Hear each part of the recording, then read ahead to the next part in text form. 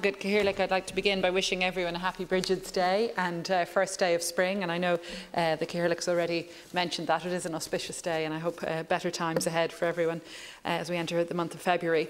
Could I also, Leader, express my serious concern at the events in Myanmar or Burma that have just unfolded in the last 24 hours with the military coup, and ask you, Leader, to make representations to our Minister Simon Coveney, Minister for Foreign Affairs, to express Ireland's concern and to seek to take any steps we can through the EU and otherwise to ensure that democracy is respected in Myanmar and that we don't see a return to military rule as appears likely now, unfortunately.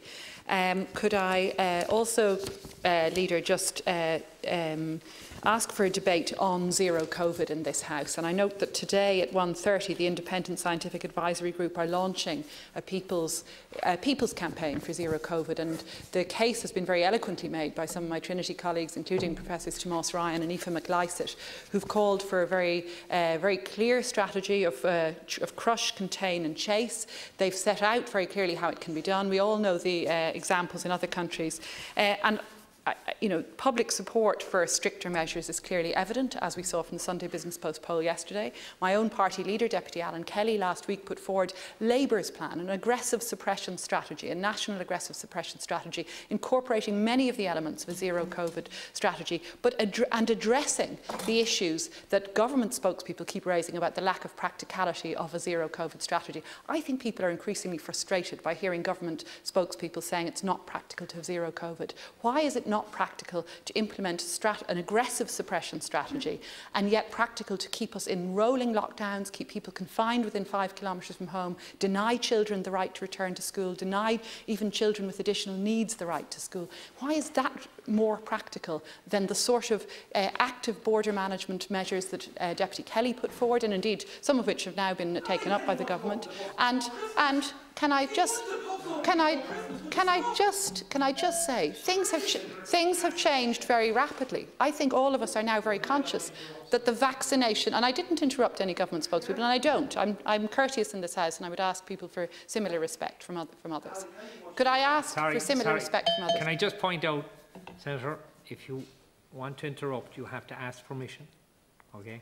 You have to ask permission through the chair.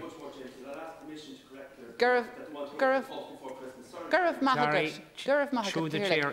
You must follow the standing order. Sorry, Senator.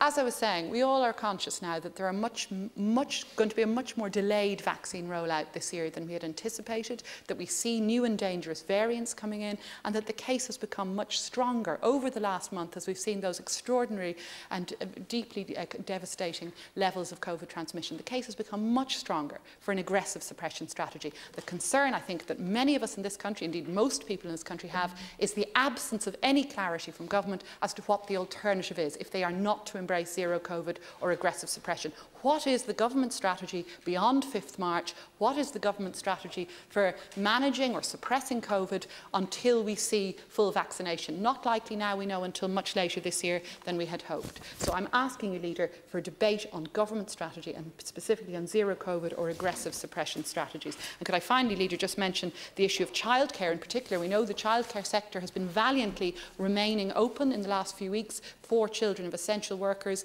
childcare workers really at the front line now. SIP2's Big Start campaign publishing groundbreaking research last week showing just how deeply concerning it is for many workers in the childcare sector to be facing daily risk and yet to receive such poor pay levels generally, lack of access to sick pay and so on. So I'm asking you, Leader, for a debate on childcare at a time of COVID.